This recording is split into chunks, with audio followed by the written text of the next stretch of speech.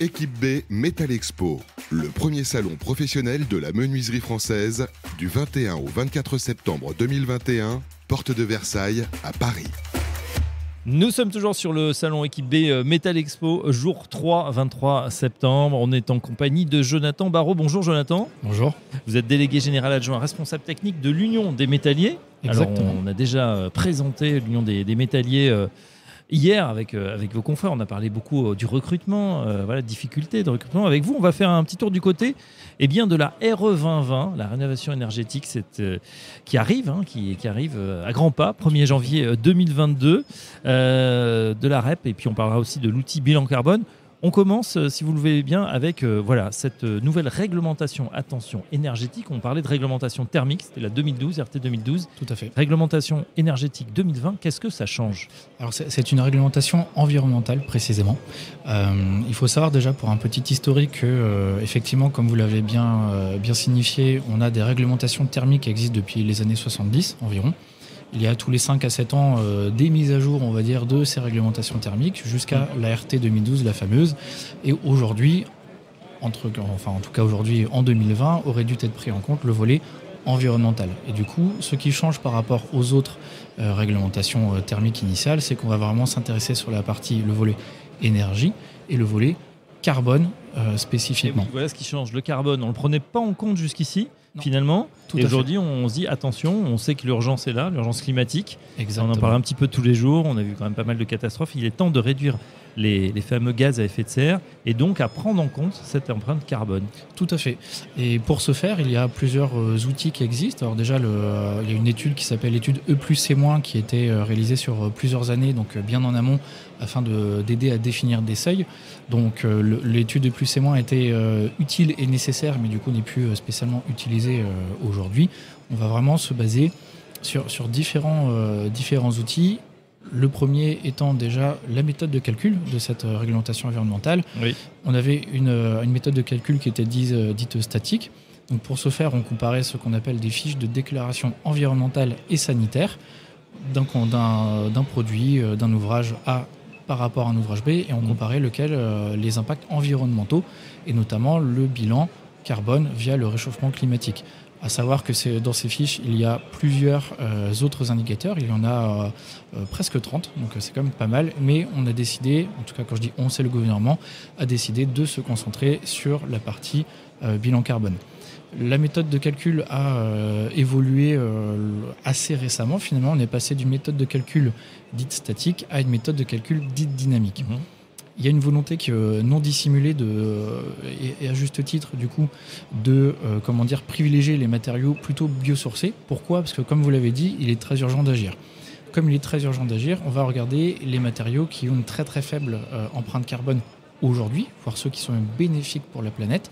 Et du coup, on va avoir tendance à minorer les impacts environnementaux en fin de vie.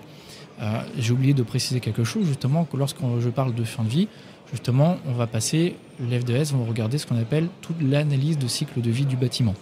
Donc, au niveau des réglementations thermiques, on va regarder l'exploitation du bâtiment, avec, par exemple, la menuiserie, on est sur le bon salon pour en parler, on va regarder les déperditions thermiques, etc., etc.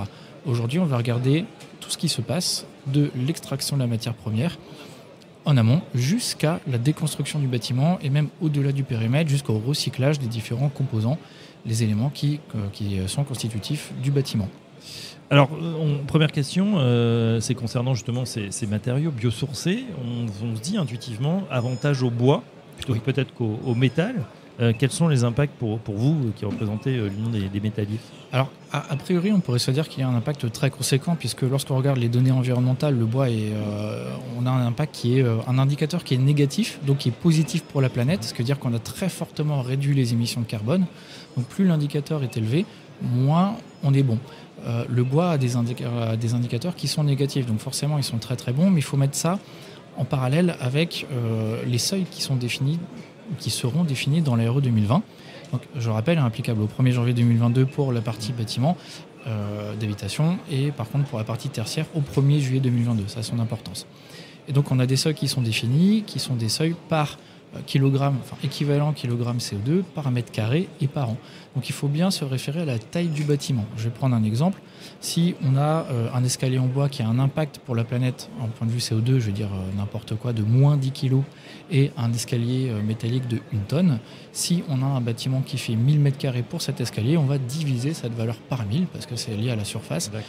Et les moins 10 divisé par 1000 et le 1000 divisé par 1000, on se retrouve avec des facteurs qui sont relativement proches. Donc il ne faut pas paniquer. Effectivement, on va avoir tendance à mettre en avant plutôt les biosourcés et le bois, qui est le matériau le plus connu, mais ce n'est pas le seul.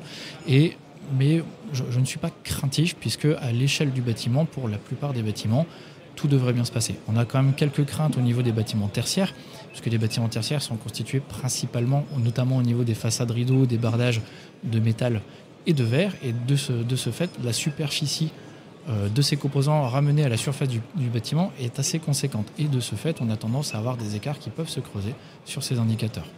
Voilà, en tout cas pour cette RE 2020, en tout cas ça va arriver vite, hein, vous l'avez dit, 1er janvier, 1er juillet pour les bâtiments tertiaires, c'est demain. Qu'est-ce que ça veut dire ? Ça veut dire que les mises en chantier d'aujourd'hui prennent déjà en compte ces réglementations ? Tout à fait, il est très pertinent et très bon pour la profession de pouvoir anticiper cette RE 2020. Alors, il est vrai que communément, les personnes qui ne sont pas soumises à une réglementation ont tendance à être conscientes du sujet, mais sans forcément le prendre en compte. Mais c'est vrai que de plus en plus, via notamment le travail des unions, des fédérations, des pouvoirs publics, on a quand même un gros travail de communication qui est fait, et les maîtres d'ouvrage, les architectes, etc. sont déjà très fortement sensibilisés à cette démarche environnementale. Après, reste maintenant, pour demain, en tout cas, atteindre les seuils qui seront définis. Ouais, pour terminer là, justement sur ce bilan carbone, cette RE 2020, on était habitué à avoir justement cette réglementation thermique, hein, c'est-à-dire voilà, avec des codes un petit peu comme les appareils de A à G, avec un code couleur. On aura la même chose pour le carbone ? Non, pas dans la réglementation thermique. On aura des seuils qui seront définis, un niveau carbone 1, un niveau carbone 2, etc., des seuils énergétiques, mais je n'ai pas connaissance à ce jour de code couleur comme un peu un Nutri-Score qui puisse exister, défini par les pouvoirs publics. Bon, ça arrivera peut-être, attention. Hein. Peut-être, c'est peut-être une très bonne idée. Et on voit que ça a déjà un impact effectivement sur le prix du logement, des reventes notamment. Oui. Ça peut impacter si on achète ce qu'on appelle communément une passoire thermique. Forcément, on sait qu'il y aura des travaux derrière pour les mettre aux normes, isolés, sachant qu'il y aura certaines interdictions même qui à partir de 2024, 2026, 2028 vont progressivement se mettre en place pour éviter ce genre de location sur le marché. Tout à fait, exactement. On reste dans les acronymes, Jonathan, avec la REP. Oui, alors la REP, c'est la responsabilité élargie du producteur. C'est une réglementation, en tout cas un décret qui va être appliqué à partir du 1er janvier 2022, également comme la RE 2020. Et là, toujours dans le but de sauver un petit peu la planète, puisque c'est le but qui se cache derrière toute cette réglementation. La responsabilité élargie du producteur va permettre, a priori, de lutter contre tout ce qui est dépôt sauvage, mieux maîtriser la filière de recyclabilité. Pourquoi ? Parce que dans la préservation de l'environnement, il y a bien évidemment le recyclage. Le recyclage est vraiment une part importante. Pour la partie métallique, on est recyclé à environ 90, 95, voire 98% en fonction des éléments. Jusqu'à 98%. Et oui, pour certains secteurs. En revanche, pour d'autres composants, d'autres matériaux, y compris des matériaux, des ouvrages mixtes, on a beaucoup plus de mal. Et du coup, on a besoin de mettre en place un éco-organisme qui va s'occuper du coup de gérer toute cette filière de recyclabilité et va s'occuper d'atteindre les seuils qu'on se sera fixés, tant en termes de périmètre, de traçabilité, de quantité, forcément, de matériaux à recycler. À savoir que la responsabilité élargie du producteur n'est pas nouvelle, tout le monde la connaît sur la connaître finalement. Je vais prendre l'exemple de l'ameublement. Vous achetez par exemple un meuble dans une grande surface, voilà, etc. Et on aura souvent sur la facture don éco-contribution. Oui. On aura la même chose avec les D3E. Une ampoule, un composant électrique, une machine à laver, on aura aussi don éco-contribution. Ou plus récemment sur tout ce qui est appareil électronique. Exactement, avec les D3E, ces appareils électroniques. Et du coup, de ce fait, on a déjà cette éco-contribution qui est mise en place sur un certain nombre d'éléments.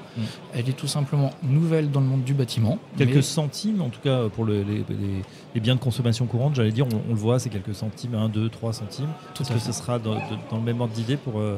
Alors aujourd'hui, on n'est pas capable de vous répondre puisque les éco-organismes sont en pleine discussion via des comités de secteur et des groupes de travail qui vont définir les fameux barèmes justement pour définir ces fameux centimes ou fameux euros. À savoir qu'un téléphone, effectivement, qui peut coûter, on va dire, entre 300 et 1500 euros pour les plus onéreux, n'aura pas le même impact des coûts-contributions qu'une charpente métallique, admettons, des heures de métallerie sur des contrats à plusieurs millions. Oui. Donc, ne soyons pas utopistes, on n'aura pas quelques centimes sur tout un chantier. Mais en tout cas, il y a de très très grandes réflexions avec un certain nombre d'acteurs autour de la table aujourd'hui qui sont en cours de décision, on va dire, de calcul de ces fameux barèmes. Une question, Jonathan Barraud, est-ce qu'on est en France, on essaye de laver plus blanc que lent et on s'empare de ces sujets pour le meilleur, hein, je pense, et de toute façon c'est une urgence, on l'a dit, ou est-ce que c'est suivi ou ça se calque vers d'autres initiatives européennes ou mondiales ? Alors, dans tous les cas, on a pas mal de réunions, on va dire, de rassemblements internationaux qui concernent l'environnement, avec des pays qui sont plus ou moins impliqués. Mais c'est vrai que la France est quand même un certain leadership dans cette démarche. Et c'est vrai que la RE 2020 est quand même assez en amont de ce que peuvent faire certains autres pays. L'avantage étant de notre côté qu'on est déjà un pays relativement développé, qu'on peut se permettre investir dans ces innovations qui vont nous permettre de limiter ces émissions. Ouais. Mais effectivement, c'est une démarche mondiale.